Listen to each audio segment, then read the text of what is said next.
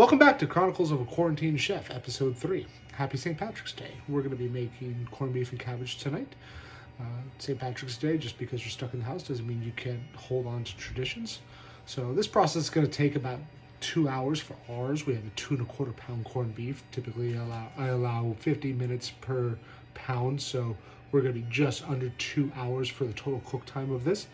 That being said, I wanted to show you the beginning of the process. We're going to take our corned beef that we picked up from Whole Foods, some onions, some garlic, some beer, and water, and just going to throw that into a Dutch oven, bring it to a simmer, skim off the fat from it and all the things that rise to the top, and then we'll come back to it in about an hour and a half and show you adding the cabbage, carrots, and potato to it.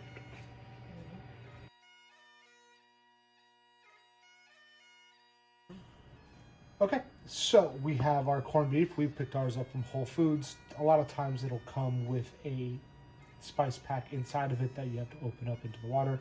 As you can see here, the spice pack is already open on the meat. We've got a little bit of onion. We've got some garlic. And then we have a nice amber ale. You could use Guinness. You could use anything you want. You don't even have to use beer if you don't want to. It adds a little bit more flavor to it. We're going to be cooking this, as I said earlier, for about 2 hours. So the more flavor you add to it now, the better. So we're literally just going to take this and add it straight to our Dutch oven.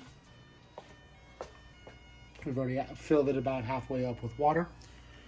We're going to grab our onion, garlic, and then what's St. Patty's Day without a little bit of extra beer? So throw that in there.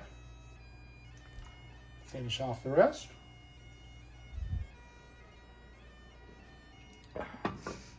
Get this going.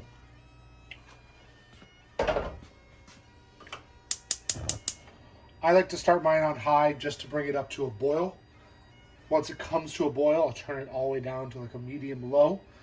Bring it to a simmer. If you don't know what a simmer is, you want it to be just barely kind of bubbling, slowly but surely. When that happens, you're going to start seeing some white foam at the top. You're going to see some of the fat separating out. We're going to take a ladle later and spoon all that off. But for right now, we're going to let this roll. We'll come back to it in a few.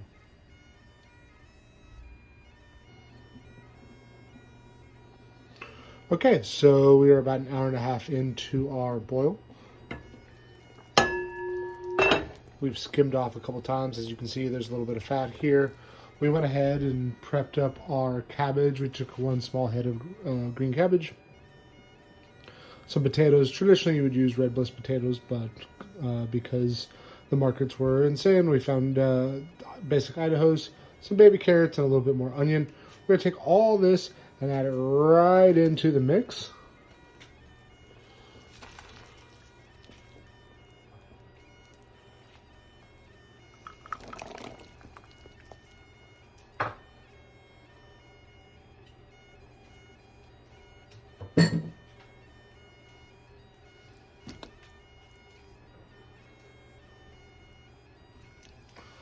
All right, we'll give that a little bit of a stir, make sure everything's nice and submerged.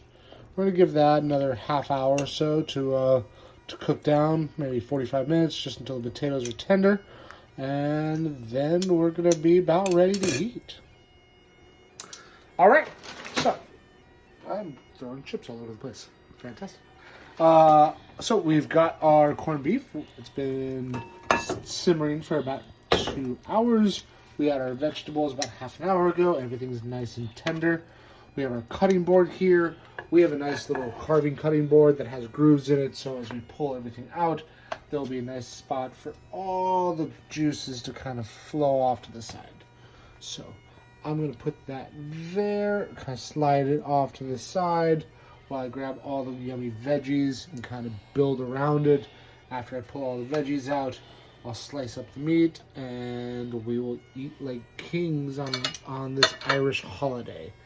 For us, we always serve it with a little bit of horseradish, a little bit of grainy mustard, and then sometime in the next day or so, we'll all get back together and talk about what great things we can do with all these leftovers from this traditional boiled dinner.